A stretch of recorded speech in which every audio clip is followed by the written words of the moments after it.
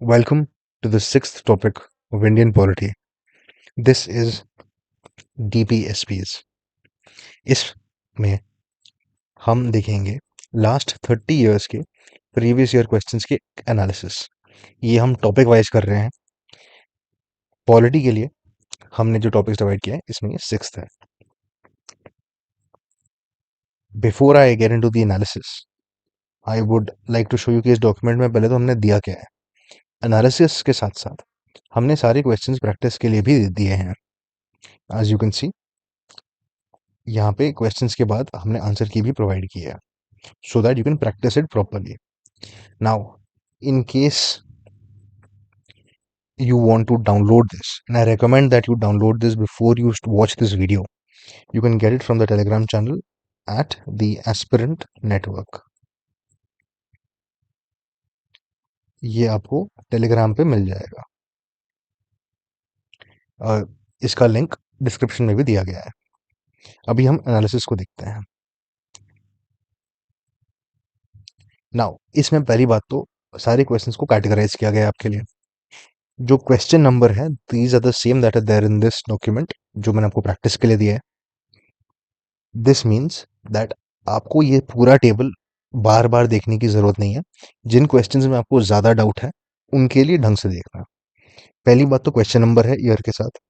जो थीम पूछा गया था उसमें सब टॉपिक क्या था, डिफिकल्टी कैसी थी उस क्वेश्चन में, whether the question was static, current और means, what was the knowledge tested in that question, what are the core concepts that you needed to answer that specific question using that knowledge, whether UPSC used any trick, जैसे कि wrong ministry is a very common trick that UPSC uses, and what are the common mistakes that aspirants generally make जब इसको solve कर रहे हैं।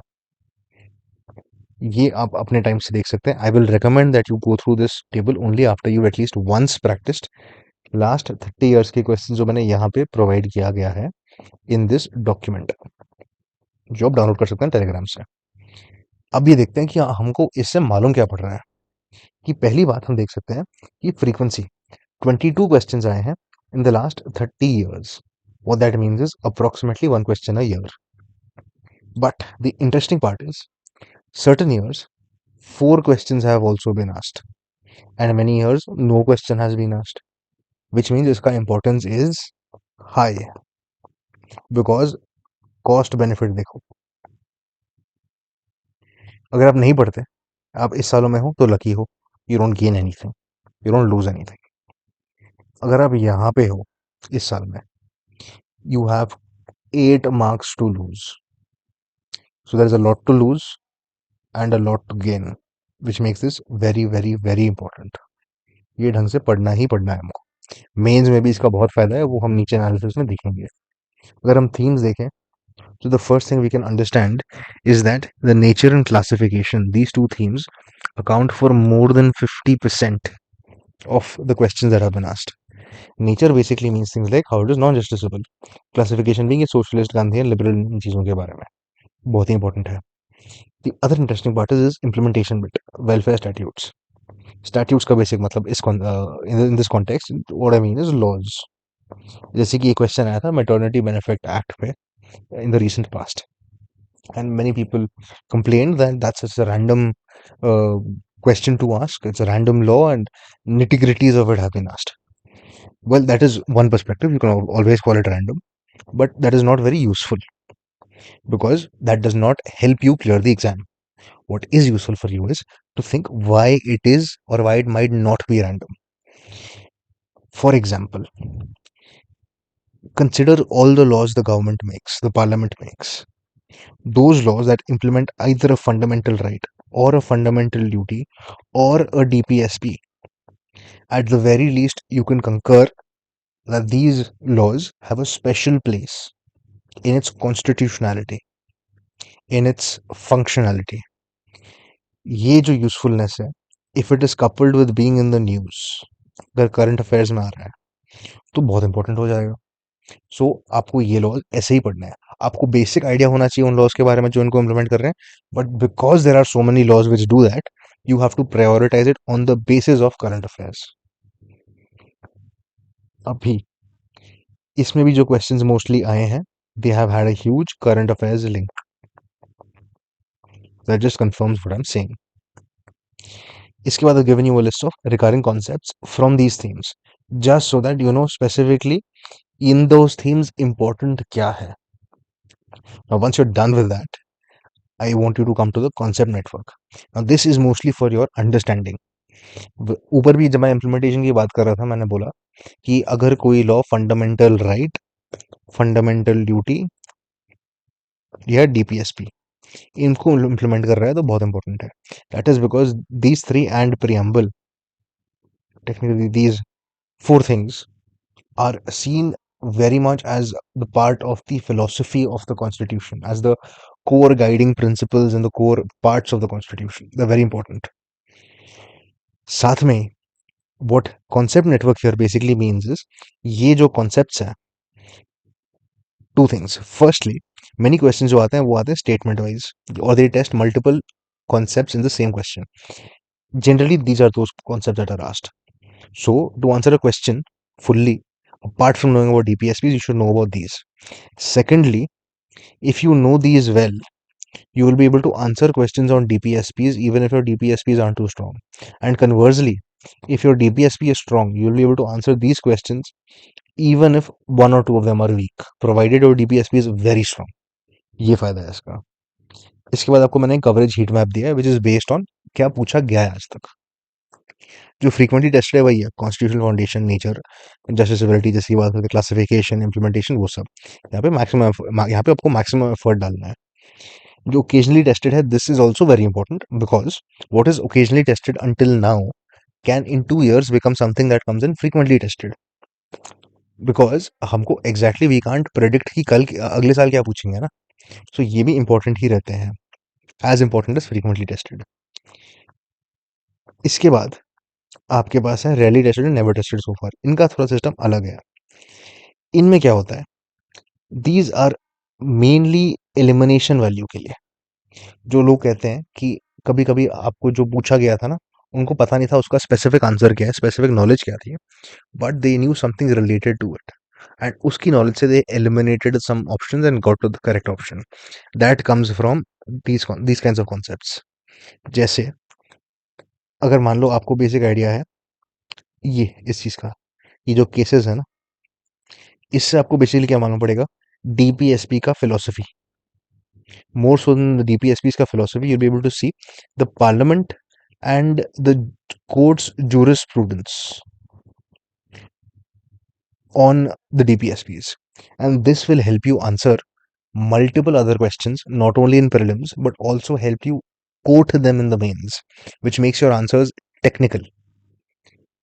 इसके बाद you have a list of predicted questions. पहले ही बोल रहा हूँ ये questions insider knowledge से नहीं आए हैं. जो सेट करते हैं पेपर मेरे को कोई आइडिया नहीं है वो क्या सोच के सेट कर रहे हैं एग्जैक्टली, बट मेरे को ये पता है कि ये मैंने जो बनाया है it is based on observation of the PYQs and of course the overdue gaps. इसका मतलब है that any question if it has been asked repeatedly in the last say 20 years or 30 years इसमें, but not as much in the last 5 years, then it is overdue to be asked, which makes it important. If something has been asked constantly very often, then also it is important. ये उसके basis पे बना है. So how I will recommend you use this is once you're done studying this, done revising this, ensure that you go through this to just see that you're not missing anything important. Lastly, I have given you a final preparation strategy which basically just summarizes what is high priority, what is medium priority and what is low priority. इसके बाद आपको mains का भी दिखाता हूँ मैं. Mains में देखो direct question last 10 years or so में एक ही आया है, that is been about the UCC which is article 44. इसमें भी factors that inhibit India from enacting it पूछा गया है. So many of your answer points comes not only from the basics of DPSPs, जहाँ पे पहले ही बोला जाता है कि all of this is dependent on the capability of the state, the economic condition of the state, वो सब उसके through you can write some एरे गैरे पॉइंट्स. बट मेन चीज आपका आ जाएगा यहाँ पे through fundamental rights, through the preamble, through the idea of the society and culture of India. ये वाले पॉइंट्स आएंगे. तो again like I said DPSPs में A question cannot be answered by simply only knowing DPSPs. You have to know everything else too that is in and around this topic. इसके अलावा you have this idea of value addition. Now, very frankly, I would consider value addition to be a misnomer here because it is not technically just adding value. It is much more. DPSPs में जब आप देते हो for example ये जो मैंने लिखा है ना कि it grounds an answer from an opinion to a constitutional reference. It shows the examiner that you know what you're talking about. आप रैंडम चीजें नहीं लिख रहे हो.